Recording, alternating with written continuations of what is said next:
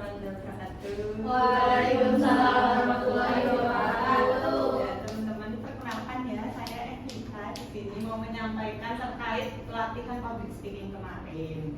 Nah, ini jujur kalau ini saya impromptu. Untuk penjelasannya nanti kita jelaskan impromptu itu apa sih? Yang pertama, kita akan bahas terkait seni berbicara di depan publik, ada jenis berbicara di depan publik, serta etika dan etiket berbicara di depan publik. Untuk public speaking sendiri, sebelum lanjut, public speaking itu apa sih? Jadi public speaking itu seni berbicara di depan umum atau publik tentang suatu hal atau topik tertentu secara lisan dengan tujuan mempengaruhi, menghibur, mendidik, dan memberikan informasi kepada audiens. Jadi kan public speaking beda-beda ya, kayak contohnya marketing, kita menjualan produk berarti itu mempengaruhi. Tapi kalau misalkan kayak guru kan public speaking juga, itu kayak lebih informatif aja karena dia menyampaikan ilmu-ilmunya.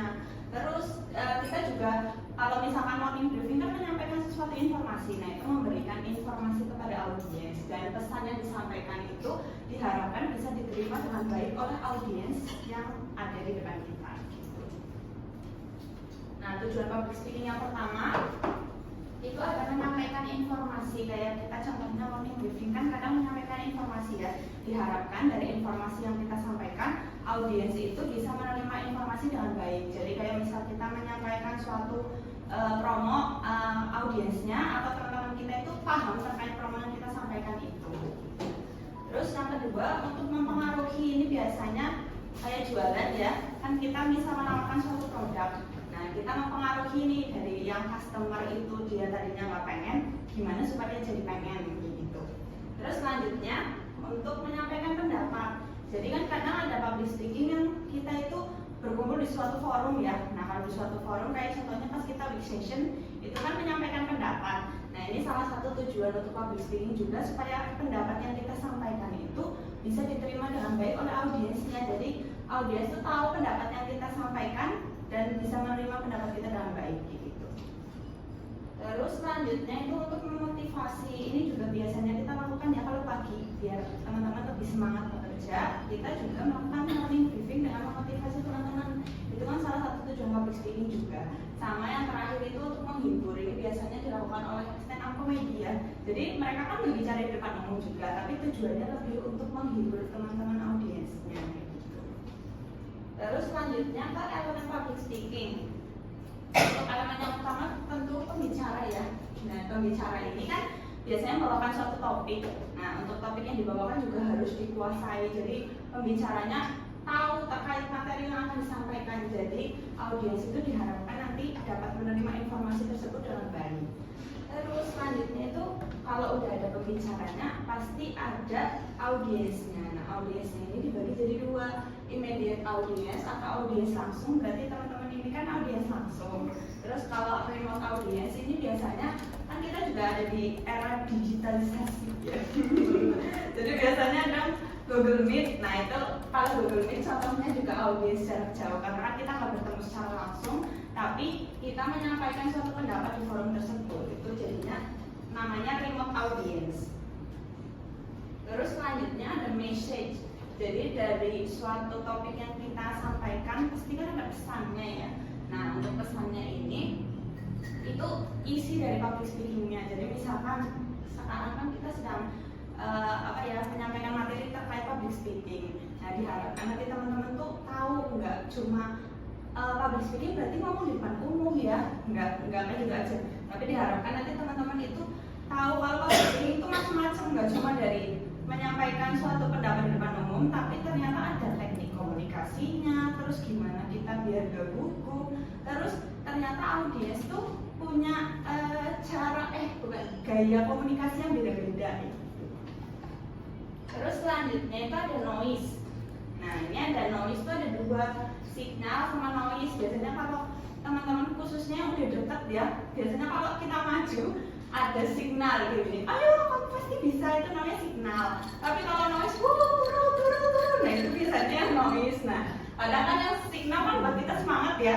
Tapi kalau noise tuh kadang mengganggu audiens lain. Terus kita juga jadi kadang terpecah belah kayak gitu. Nah, diharapkan ini, cuman kan kalau di setiap kondisi pasti ada signal, ada noise-nya. Nah, diharapkan kita itu lebih fokus ke signalnya daripada noise-nya. Terus selanjutnya itu ada konteks. Nah, ini konteks itu ada konteks fisik, terus konteks psikososial, nanti juga ada temporal dan kultural. Untuk konteks fisik, ini kan kayak contohnya kita ada di Astana sekarang, itu konteks fisik ya. Jadi tempat yang kita gunakan. Terus kalau konteks psikososial itu hubungan antara speaker sama audiensnya. Jadi kayak kita kan cukup akrab ya di sini ya.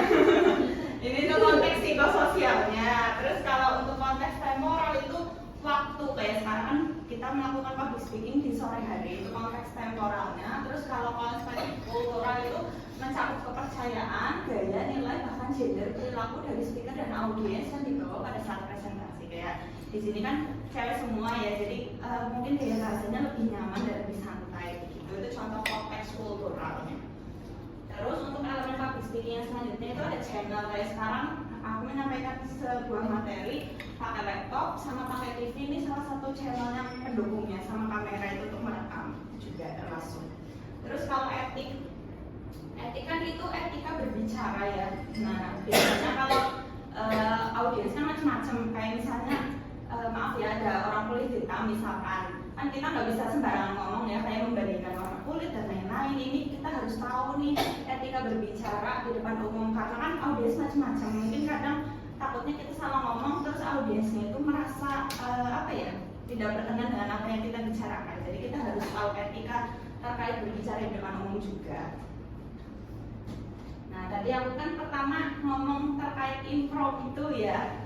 Ini kita masuk ke metode public speaking-nya. Yang pertama itu impromptu, itu tidak ada persiapan sebelumnya. Jadi karena dari kemarin kan latihan terus ya, jadi belum sempat untuk buat PPT. Ini pun PPT dari Pak Erik aku edit sedikit. Jadi kalau impromptu itu biasanya kita juga pas nawasila kan ditunjuk, itu juga termasuk impromptu. Jadi kayak kita tuh ngomong di depan umum tapi nggak ada persiapan sebelumnya.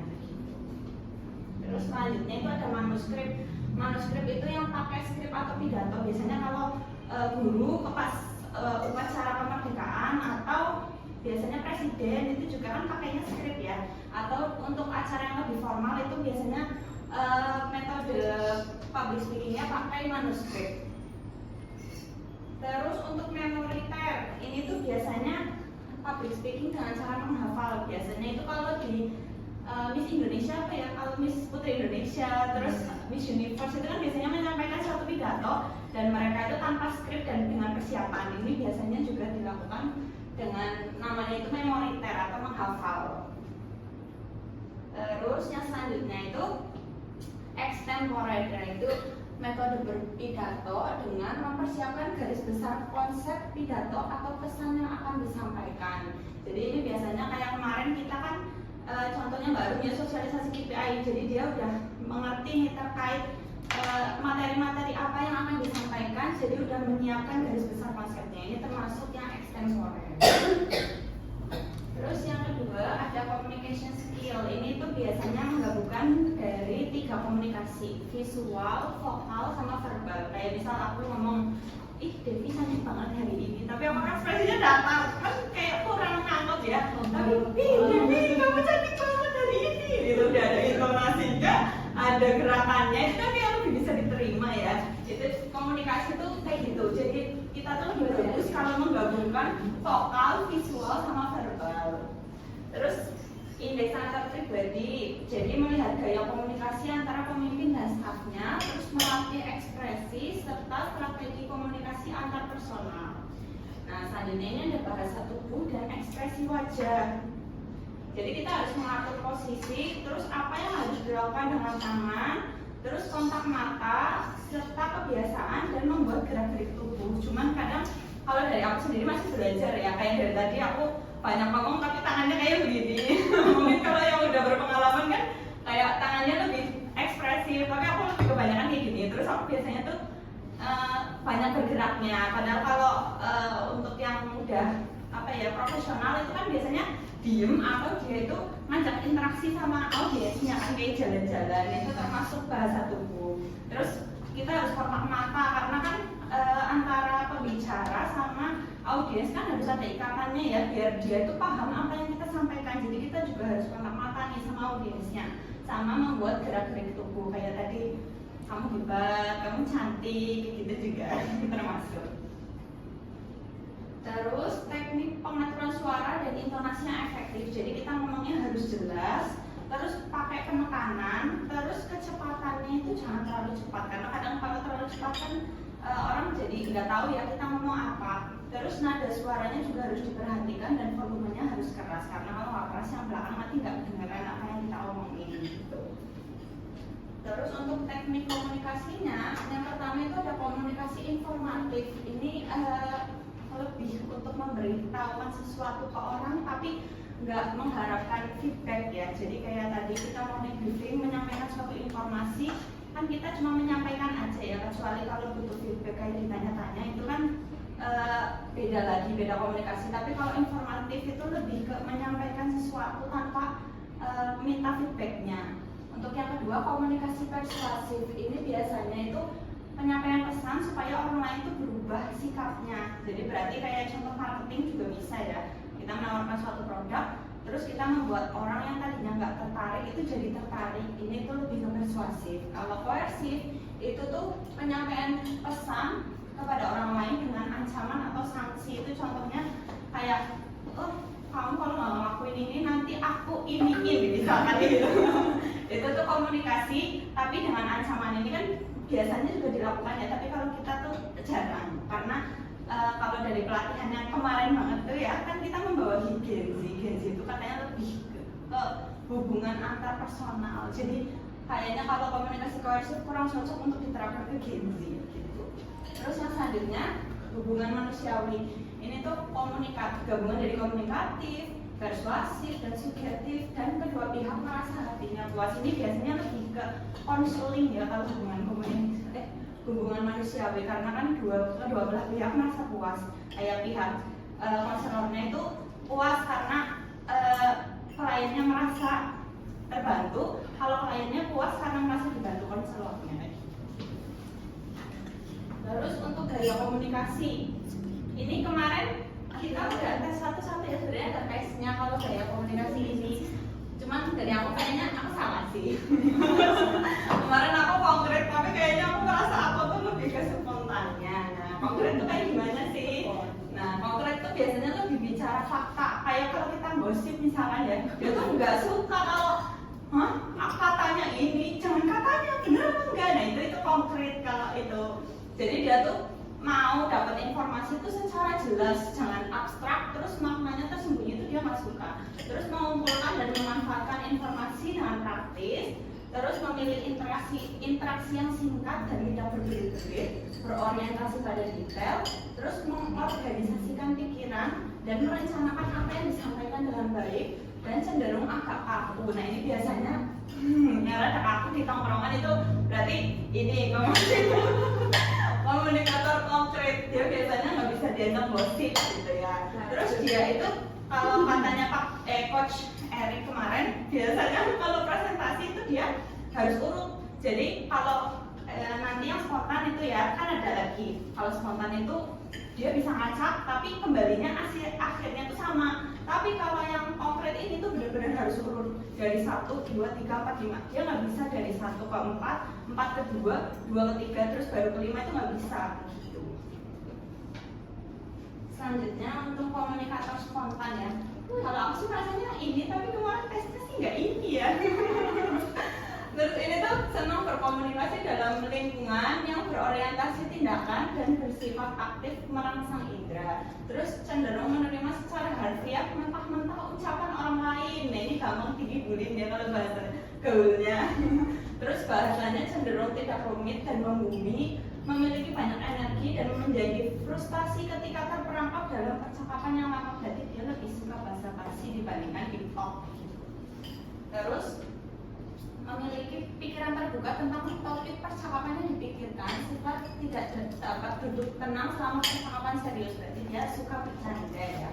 Terus senang yang situasi yang tidak terduga atau bersikap spontan. Terus dia itu bisa menghidupkan suasana. Berarti kalau DS itu dia Bukan, influence, betul. Dia menghidupkan suasana di suatu kondisi gitu. Terus senang berada di sekitar orang lain dan cenderung memikat orang seperti magnet. Biasanya berarti namanya social butterfly gitu kalau bahasa gaulnya.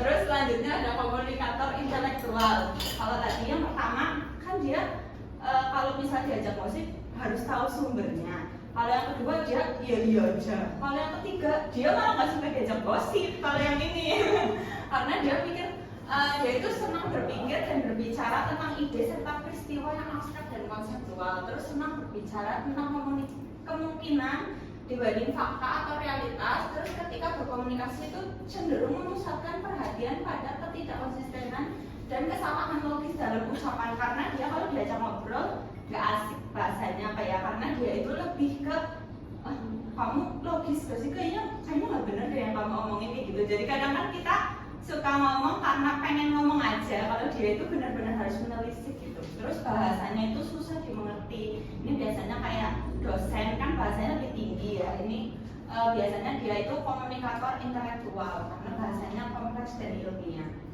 Terus mampu bergerak secara cepat dan efisien dari satu pemikiran spesifik ke pola yang lebih luas, tidak takut bila pemikirannya itu ditolak oleh orang lain, dan kemungkinan itu tampak sombong dalam sejumlah situasi sosial karena dia itu lebih suka percakapan yang intelektual. Berarti kan kalau percakapan yang remeh-remeh dia itu kurang suka gitu. Terus selanjutnya ada komunikator sensitif, senang berbicara tentang perasaan dan masalah hati. Terus cenderung berbicara tentang kemungkinan yang terjadi di masa depan, berarti dia imajinatif ya. Terus senang membicarakan fantasi, spiritual, filosofi hidup pribadi Anda dengan orang lain. Ini yang sensitif. Sama jarang peduli dengan informasi konkret dan faktual. Terus cenderung sangat mahir membaca sesuatu yang tersirat, memahami dengan baik perkataan orang lain dan memahami makna utama dari kata-kata orang lain. Terus dia itu imajinatif dan dengan berbagi perasaan Anda lebih mampu berhubungan dengan orang lain. Ini biasanya yang kan kita biasanya ada INFJ terus ya ENTP gitu ya. Kalau ini lebih ke F-nya karena dia lebih banyak feelingnya, dia sensitif, lebih senang kalau ngobrol tuh dari hati ke hati. Selanjutnya untuk mengelola hambatan grogi dan tidak yakin, cara menembus faktor kritis. Ini lanjut ya. Kadang kan untuk cemas di depan umum itu kan kita karena gugup ya. Padahal pemikiran orang tuh nggak melulu tentang kita. Kayak pernah kan teman-teman melihat di sosial media apa ya namanya percobaan sosial itu namanya apa ya? Sosial eksperimen. Iya, sosial eksperimen. Jadi ada orang tahu-tahu tiduran di Shibuya Crossing yang di Jepang itu loh. Kan itu ramai banget ya. Dan orang-orang ternyata lewat-lewat aja. Padahal kalau dari kita mikirnya kayaknya nanti aku dibilang gila kalau tidur di situ. Tapi ternyata dari sosial eksperimen itu tuh orang tuh sebenarnya nggak mikirin kita, mereka tuh punya kepentingannya sendiri gitu loh. Jadi kadang yang kita hadapi tuh cuma rasa nggak biasa, terus nggak percaya diri, sama nggak menguasai materinya, jadi membuat kita tuh gugup. Terus yang kedua itu tidak yakin. Jadi kita mungkin kalau misal pas kecil kayak mau ngomong sesuatu tuh kayak dibantah, itu juga bisa jadi penyebab kenapa kita itu bisa cemas di depan umum. Terus dia itu takut dihakimi, terus takut salah, berarti kan dia terlalu perfeksionis, terus takut sama banyak orang, terus kurang persiapan jadinya ngeblank. Ini juga termasuk penyebab kecemasan. Kita itu bisa kayak bahasanya mendadak di depan umum. Terus, nah ini untuk praktik pernapasan kayak tadi yang disampaikan Mbak Iksi juga ya. Jadi kemarin kita itu inhale, terus tahan dulu, terus exhale. Itu biasanya itu biar kita lebih rileks, sama biar intonasi serta artikulasinya jelas. Itu kayak tadi yang gitu loh, yang kayak knalpot motor itu juga bisa, sama A, I, U, E, O yang keras gitu, itu juga bisa. Terus selanjutnya kita, ini yang terakhir ya, jadi kita harus mengelola audiens. Jadi kan kadang kan audiens tuh udah merasa nggak fokus atau bosen ya. Mungkin makanya biasanya di pelatihan itu banyak ice breakingnya, karena biar kita tuh membangkitkan fokus audiens lagi. Karena kalau misalkan kita menyampaikan sesuatu, audiensnya bosen, jadinya nggak menangkap sesuatu yang mau kita sampaikan itu, jadinya tujuan public speakingnya nggak tercapai. Terus menembus faktor penghambat antara narasumber dan audiens, terus membentuk poster presenter, berarti kayak lebih tegap ya, jangan kita berbicara di depan umum tapi kan nggak enak dilihatnya gitu. Terus praktik berbicara di depan publik, biasanya ini tuh kalau ada kaca kita seenggaknya praktik di depan kaca dulu, karena kita melihatnya ekspresi kita udah betul atau belum, terus ada yang salah atau enggak gitu. Terus sebelumnya mungkin mengecek penampilan dulu ya, karena penampilannya bagus pasti orang menilai kita juga bagus gitu. Sudah selesai.